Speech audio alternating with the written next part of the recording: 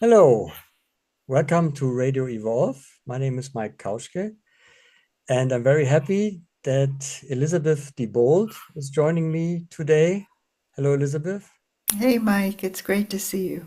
It's great to be with you in this forum. Yeah, usually Elizabeth and I are colleagues working on the Evolve magazine, and today we meet here to speak about the gift of interbeing, which is related to our recent issue of Evolve magazine, with the title Interbeing, the Emergence of a New Consciousness. And Elizabeth, you wrote an article in that magazine together with Thomas Steininger on the gift of interbeing. Yes. And maybe to start with, I mean, interbeing is a big word, is a word that also has by now a certain tone and tradition, you can say, in how it is used. And maybe to start, how would you speak to what interbeing is, what it means, what it points to? What what uh, what interbeing is in the work that we do is a living presence that has that is called into awareness by collectives of people. That's something that happens between people, that brings forward a different level of intelligence and synergistic possibility.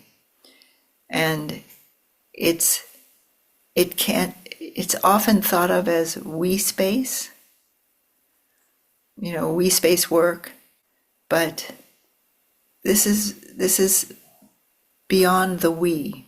I know some people talk about the me we the me we space, or different ways of trying to combine our individuation as human beings. The fact that we are at this point, we have cultivated ourselves in our uniqueness, in our psychological self-awareness, our recognition of trauma, and capacity to work and transcend, or transcend our trauma, you could say.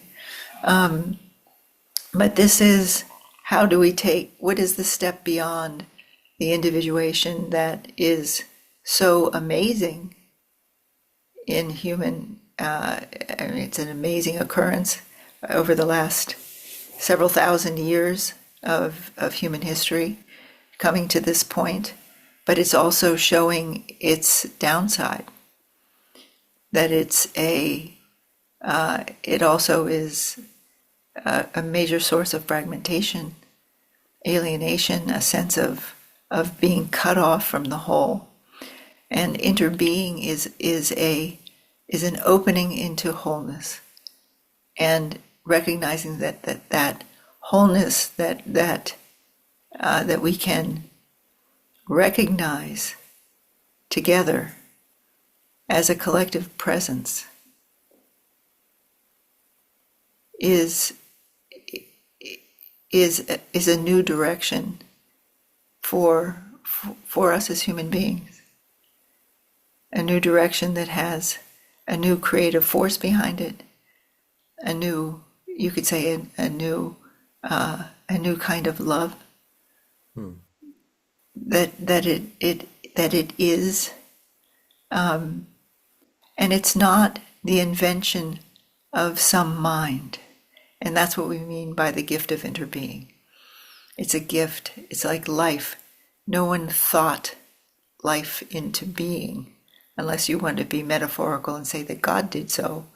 But life is an interbeing when highly individuated human beings are able to meet in a shared awareness of what is between us. Interbeing comes to the fore, and that that which comes to the fore has an intelligence and a motive of synthesis, of bringing things together, of resolving paradox that is not available to us as individual minds.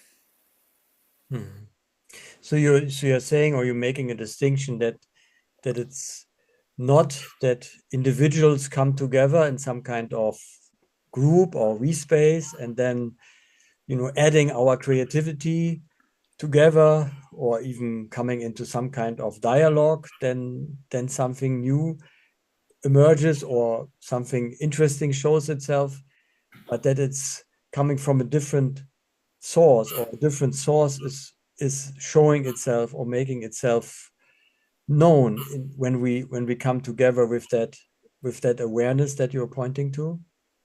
Well, it's interesting because there is only one source, right? Source is source. But there, it's you're right in what you're pointing to is that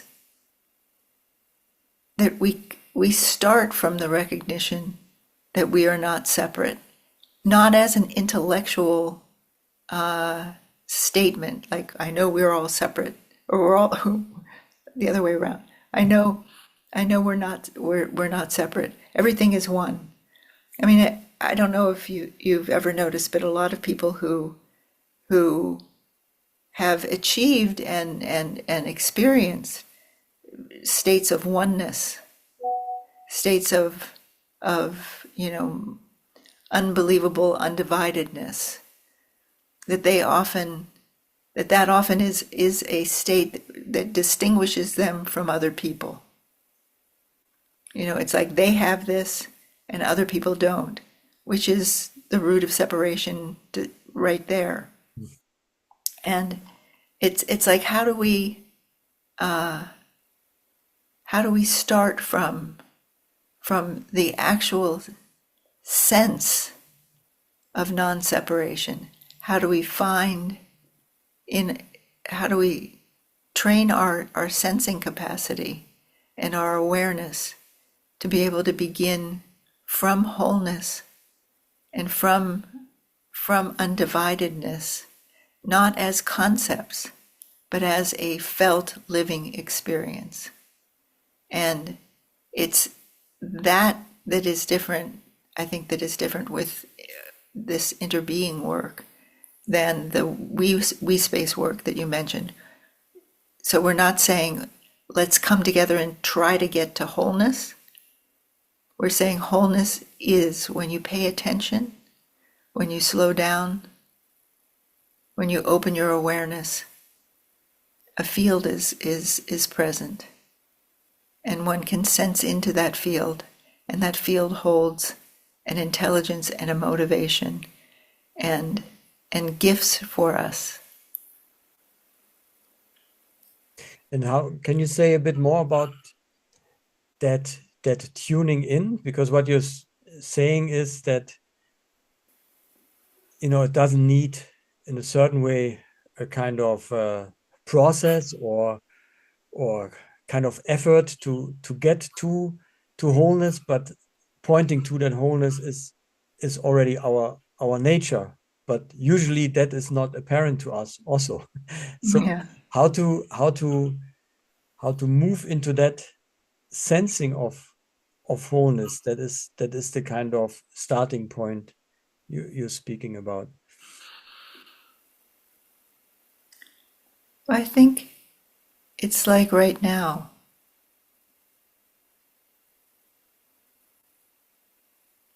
That we can, sensing is not an intellectual activity. Mm-hmm. Sensing is something that comes from our embodiment, our capacity for awareness. And if you notice that awareness isn't held, we often think about consciousness as something up here, so which is part of consciousness. But we are conscious beings in totality. And it's first a shift away from that kind of mental focus and trying, I know I spent years meditating on consciousness that was somewhere up there and above my head and kind of in front of me, and really trying to be conscious of my consciousness. And that's not what we're talking about. But a relaxing and opening one. It's like the light in the room. It's like if I point to the light in the room, or the light that is between us. There's something that comes into awareness that is beyond my mind, beyond my ideas, and that begins to open something up that I can't quite define.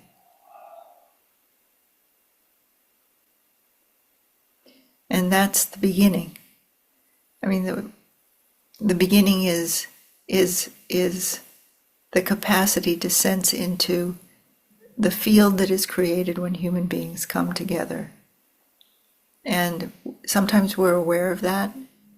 Like we're aware when we walk into a church, when there's a kind of something draws our attention up and open, and we quiet something quiets in us, or in a forest. There is something about the space between us. I know John Vervaeke says that space is pure relationality. It's open to relatedness in every possible way. And these spaces that we inhabit and go in and out of, we're often not so conscious of their characteristics or what's really happening. I walk into a church. I remember being in Strasbourg, and there's a beautiful cathedral there, and I was in a queue of people going in, and there was a family of three in front of me with an 8-year-old girl, about 8, and we walked into the church with the dark, like the inside of a mountain, but with these glorious stained glass windows, and she just went, "Oh, wow!" It's like that is not an intellectual response. That's a response to the space. The space that is present in that cathedral. And it's like that points to something, that there's something in our sensing capacity that goes beyond the limits of my embodiment, and actually fills the spaces that we inhabit. And to slow down and to be with people who are tuned into this space can transmit something that makes access for others possible. And it also points in a way to that gift that you talked about, that because this wow moments that you are speaking to also somehow are moments where this gift somehow becomes apparent. I mean, the gift of life, or the gift of participating in life, or in a moment like that, or in a church, or in a special, just in a moment of relatedness, that somehow there is a kind of maybe falling into something deeper in life, that is like, oh, wait a moment, there's actually something much deeper going on than I thought about. And somehow, yeah, I can relate to that this is a sense of a gift, of gratitude, of life showing itself in a deeper way, and that this can be a practice together. That for me is somehow that gift of interbeing as somehow finding a way as human beings to somehow tune ourselves together into that deeper dimension or the deeper happening of life that we are always in, but often not so aware of. Yeah. Yeah. The the gift of interbeing is a new gift of life, I guess you could say. That and by gift, I think, as I mentioned before, meaning that it's not something one has to work for, although one has to make choices. One has to make a choice for it. And at this point in our development, that's not a small thing. Because to accept this gift and to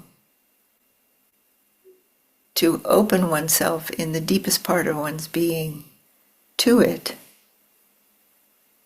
People talk about it as a heart space, but it's even deeper than that. That this capacity of opening to it is something that we have to cultivate, because it asks us to choose something that we can't quite grasp, or we actually can't really grasp it at all. That it's not something you can fix and you can have. It's something that is a gift that demands that we give to it in order to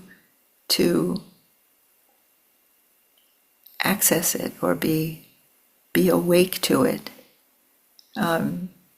It's not something that one can sense it, but it's not something that we make up. It's not something that we can cultivate our capacities, but we can't create this. We can co-create with it, but it's not a function of the human mind. It's more a function of the human spirit and the wholeness that is the seamlessness of life. The fact that you can't extract anything from life, or you can't knock out a species without altering in some profound way the whole of the biosphere, the whole of life, which is also what interbeing gives us access to. Is that sense of wholeness and the fact that we can't, it makes apparent that separation is an illusion through one's own experience, and not just in sitting on a cushion in meditation, but in dialogue and talking to other human beings who are also open to, and I would bring this in, a longing for wholeness, which is what interbeing gives us, is a response to that longing. Mm-hmm. Yeah, and what you said also with the giving, somehow I feel it's a beautiful, somehow a beautiful opening with the gift and the giving, so that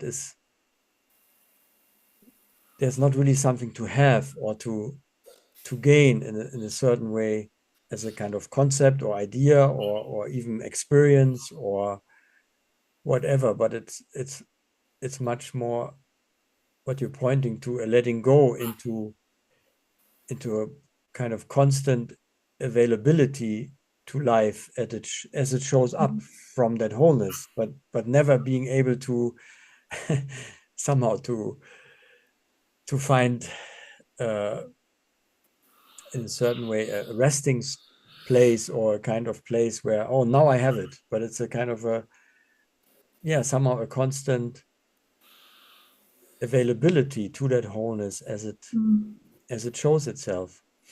Yeah, that's right. That's right. And it's being it's being available to give to it, being available to be a conduit for it, being available to bring one's deepest life experience and to it for or to this space and its intelligence, to allow ourselves to be worked by it and transformed by it, to find that we are not isolated human beings, that we are already living out of a wholeness that we can't comprehend. But when we become aware of that and cultivate that sensing capacity, that takes us into another realm of possibility as human beings.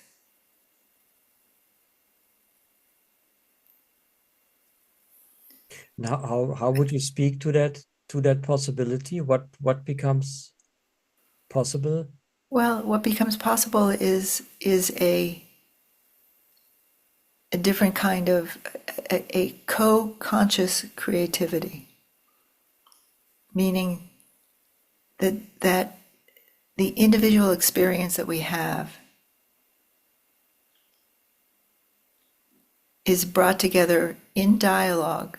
We use the practice of emergent dialogue is a practice that a practice of interbeing. It's a practice of dialogue that teaches us how to become available to this dimension of life force and creative life force that can make a different dimension of co-creativity possible. And I mentioned at the very beginning that it also resolves the paradoxes that have fragmented modern culture, like self and other, even mind and body. I mean, all those sort of basic dualities that are part of modernity and part of what has created us as so isolated from the whole, and or having the sense that that's what we are.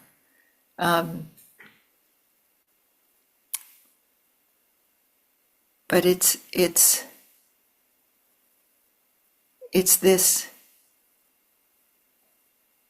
this co-consciousness that we're just tipping our toes into, this capacity to truly think together. And I don't mean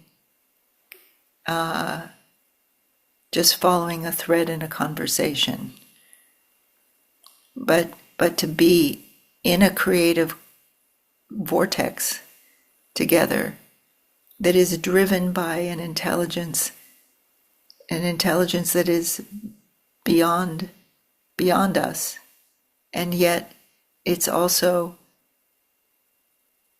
calling us into a deeper recognition of who we are as human beings, and opening us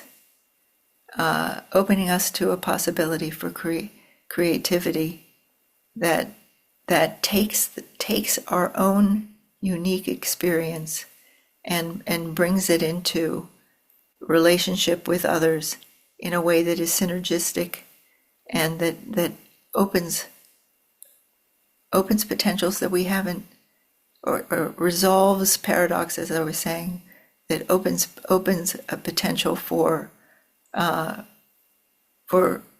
new solutions to problems, that gives us a larger perspective on who we are,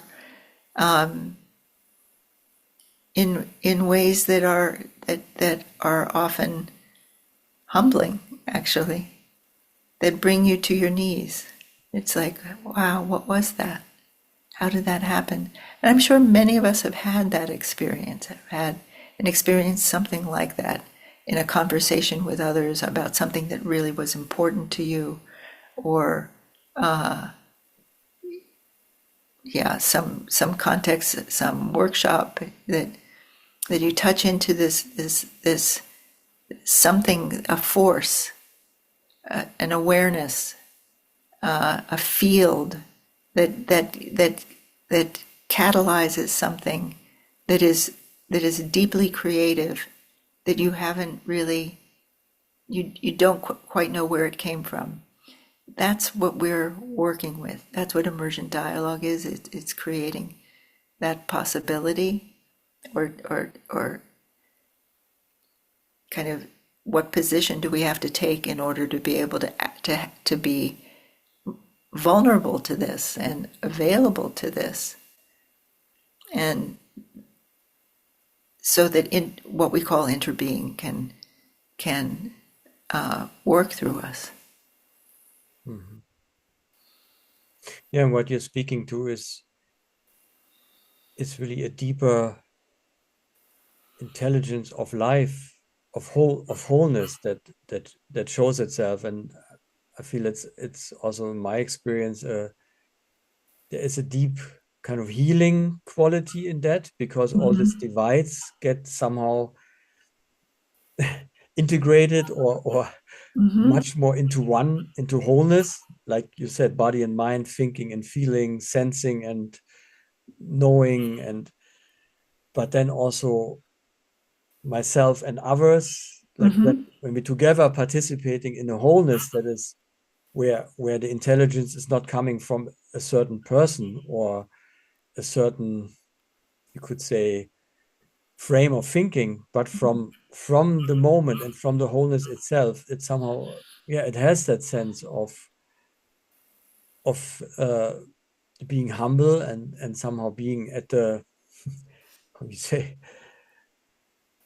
just witnessing something emerging, or showing itself, but in a certain way that is also not, it's not it's also us, it's also very much ourselves. And through participating in that, and see also who we are as individuals, can shine in a much deeper way than in the kind of separate way. So all this kind of, to me, it seems also like certain patterns or even structures of mind and consciousness that we have learned are somehow really transformed into something else, that we become somehow really as agents of that wholeness together. Yeah. Nicely said, dear colleague. Nicely said. Beautiful. Yeah. Yeah. And that's the point, is becoming agents of emergence, of being at the edge of creation together. And one of the most important words is the together. That we do this. This is not an individual project. You don't experience interbeing alone. One can experience consciousness and openness, but the creative power of interbeing, when it emerges and when it is catalyzed in a group, is is something that is not, that only, the doors only open when we're together to this possibility, which shows that there is something that's beyond individuation, that there's something that's beyond the cultivation of self, that is a pathway forward. And it's a pathway that responds to the profound sense of alienation and disconnection and meaninglessness that so many people feel at this point, that is driving addiction, driving even things that are featured in the news that are the product of nihilism and really a kind of abject sense that nothing really means anything or is worth anything, let alone your own life. And this is something that in plugging you into being at the edge of creation, together with other human beings, and other human beings who you might not even know well, gives you a confidence in this life force, a confidence in life itself, that there is something working here, even particularly at times like this, where so much is going down, where so much distress and so many disturbing things are happening.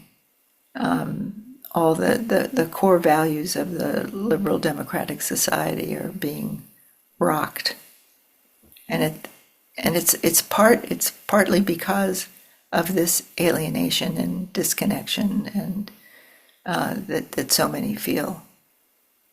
But it really directly addresses this issue. It's like no.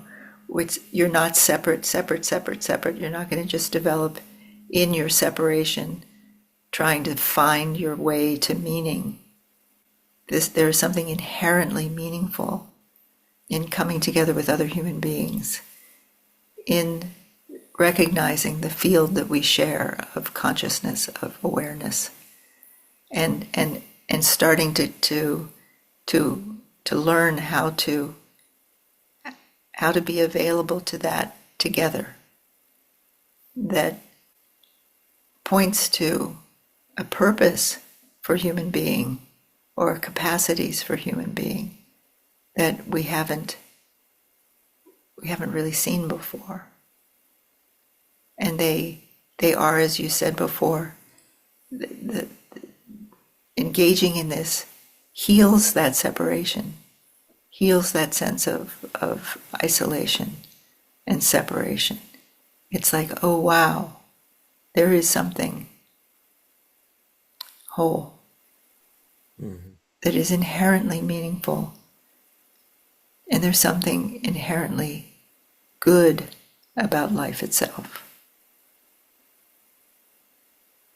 Yeah, and I think that really speaks to just a core dilemma of our culture, or how we live, that this kind of nihilism, and also a certain relativism, and that there is not, might be meaning, and we can bring meaning to our lives, and that's also good. But what you are saying, and also what my experience is of that wholeness, is that somehow that life itself, the wholeness of life itself, carries deep meaning and goodness and beauty and truth, that there is something inherent in consciousness, in existence, that is that, and that can come forth in moments where we are available to that, and somehow open to that wholeness and what it brings forth, and not as a idea or not made up, but as a shared experience. And that also somehow how we say that, verifies it, when we can look at something together and see, oh yeah, that's what it is showing, what life is showing now in the moment. Like there's a kind of there's somehow a joy and the beauty, and in somehow seeing something together, seeing a meaning together, sensing a connectedness together, or an insight, or going deeper into something like what even connectedness means, or whatever it is that we are looking into. When there is a kind of a also understanding on a deeper level, we see, oh yeah, this is what life is, or what is a potential that is showing itself from life to us. Somehow that has a deep it's just such a deep sense of oneness in we say that, oneness in process, oneness in sensing into meaning together as it shows itself. Where you realize that you're part of this enormous process, and the process has, and that you are a process. And together we can be in the process of creation, and the sense of pure positivity of that creation, that when we meet in sincerity, without all of our masks on, because this isn't accessed through our pretense, the roles that we play in culture, the jokesters that we are, or the tragedians, or however it is that we have assembled our personalities. Our personalities are available to us, but as a resource about what it means to be human, and what choices lead to what as human beings. And it's that dropping, that kind of dropping away of masks and pretense, and daring to be sincere, that opens something that one senses is life itself. And that sense of life itself, inherent in it, as you're saying, is goodness, truth, and beauty. And it's almost shocking to discover that Plato was right, or was it Plato or Aristotle? Plato, I think. What? Plato, you Plato, I think? think. Yeah, there's the inherent in the, and you begin to discover what is inherent in the fabric of life itself, because you're creating at the edge of it, and this is your experience. It's not your idea. I mean, you can talk about topics and ideas and so forth, but there's something that happens in the process itself that reveals what life is.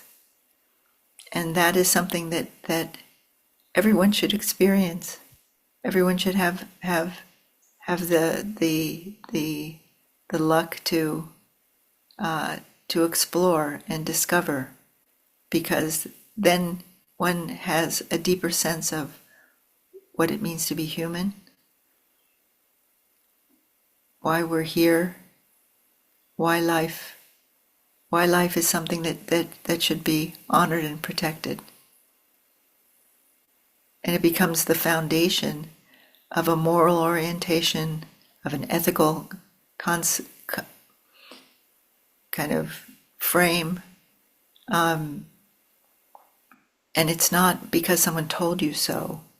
It's because it was emergent out of your experience in engaging with the space between us, and that and learning or allowing something to emerge from that recognition.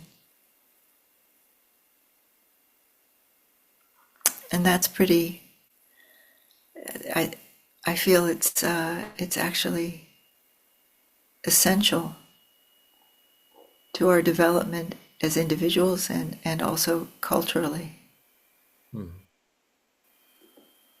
Yeah, because I sense there is somehow this deep shift is also in a certain way a deep freedom or a certain relaxation, even because in our culture we are, so much about how we as individuals can do things and be someone and be creative and be all kinds of things Yeah, to show, even be spiritual or whatever. But somehow it is still often very much located in ourselves. And so to me, what you are pointing to, and also what emergent dialogue is opening to, is sensing, oh, that doesn't really need to be the case, or it is not true ultimately, that all of that is actually happening in deep participation with life. And then it's also not my creativity, it's really more being open to the bigger creative forces of life, and we together can participate in that. But somehow the the place, if you can say that, is not in myself, but it is in this space between. It is in interbeing, where life actually happens and can can show itself. And in that also, I we are never separate from that life process, because we are it. So I feel it puts who we are in a whole different light, and freedom also, from, in a certain way, trying to always be ourselves in a certain way. mm. But more becoming ourselves from that wholeness, and yeah, giving to that process. Yeah, yeah.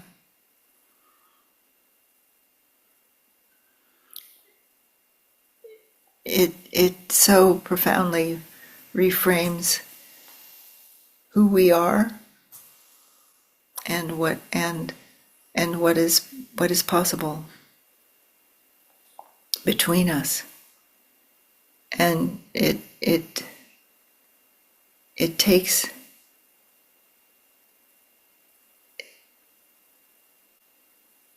us kind of to the most fundamental level of life, and it's we become part of, or we recognize.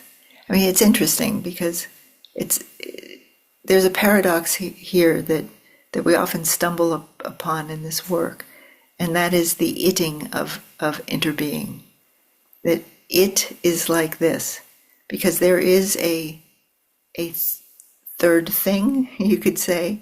There is another dimension of human possibility and creativity and life and consciousness that is available, that one recognizes is somehow beyond us. And yet it is only perceived by us, through us, as us, that we are We are that also. And yet, all the years of conditioning, the history, etc., has left us disconnected from or separate from this creative force, and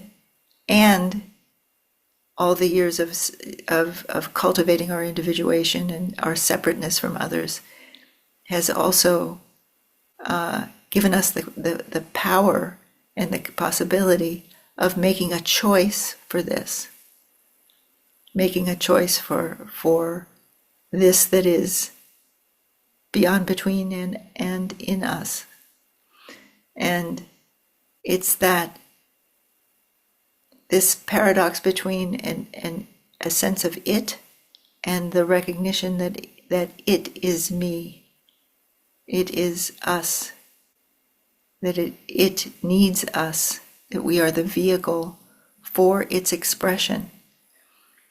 And it's a delicate engagement that to not overwrite it with our preconceived ideas, and to allow something to emerge that comes into its wholeness.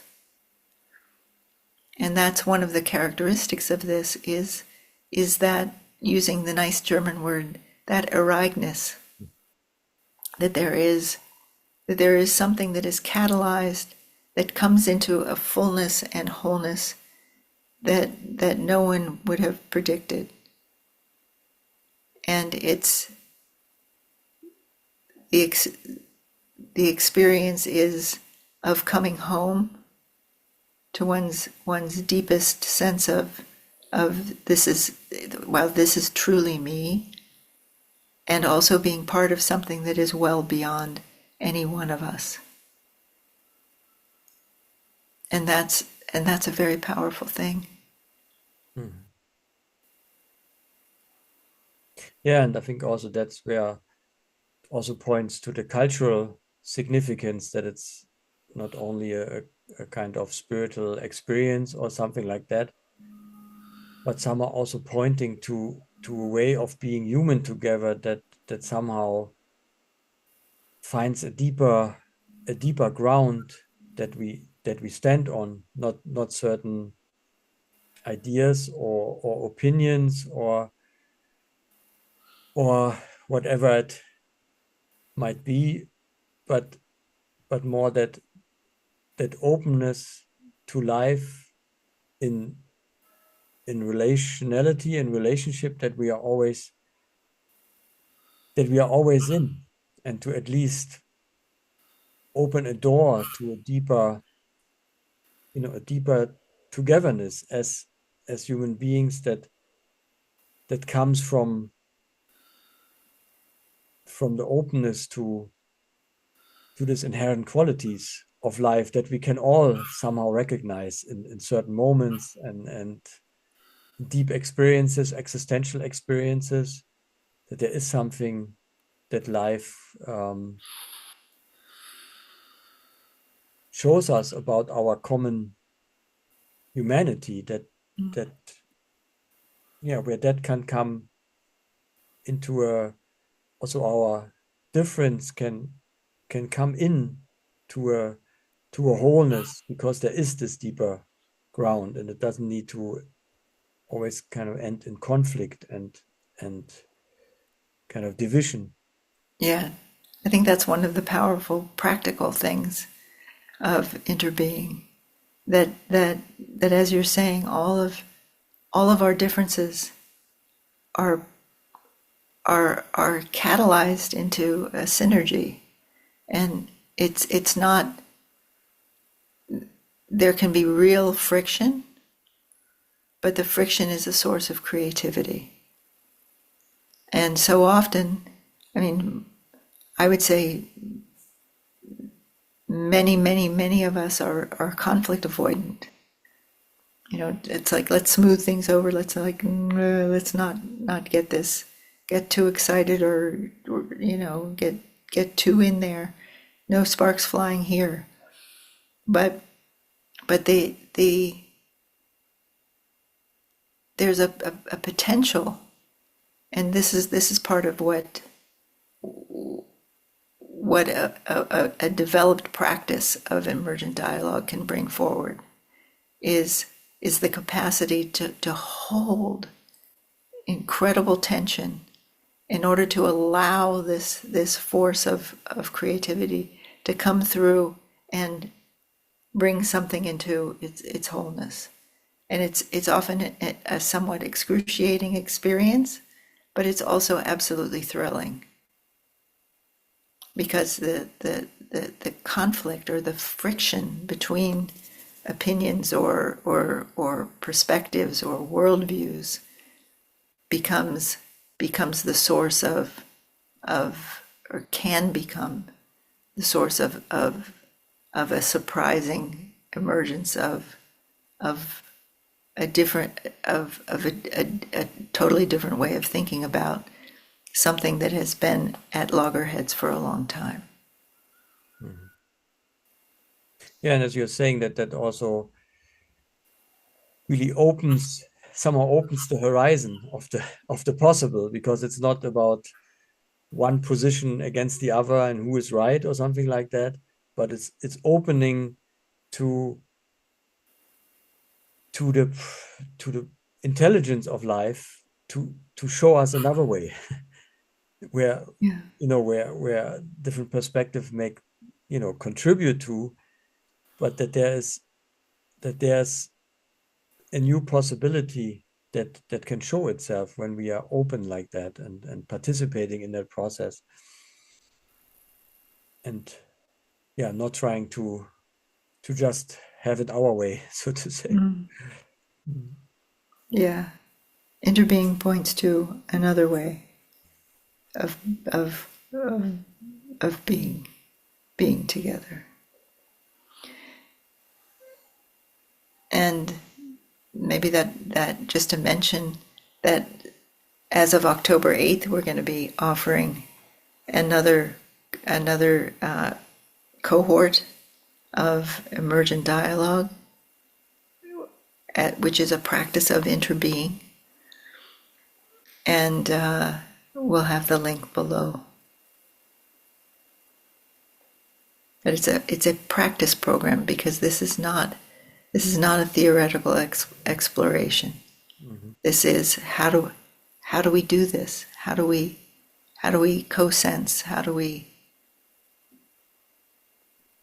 begin to pay attention to the field of awareness, and bring it alive between us? And as you're saying, I mean, with this practice program, which is very much, as I understand, also experience it, not just sharing information, but really practicing what we both now kind of investigated together. And can you say from your experience what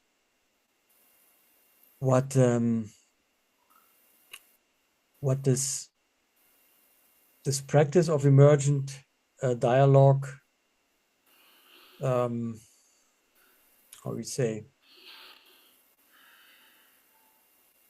opens for us, or what becomes available also in a practice process that goes over a few weeks, as we are doing Months.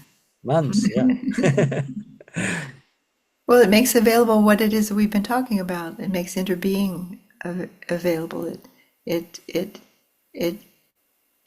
gives us the experience and practice of coming together in dialogue, in conversation, and cultivating the capacity to sense the field and to begin to work with that intelligence that arises between us from the field. And that's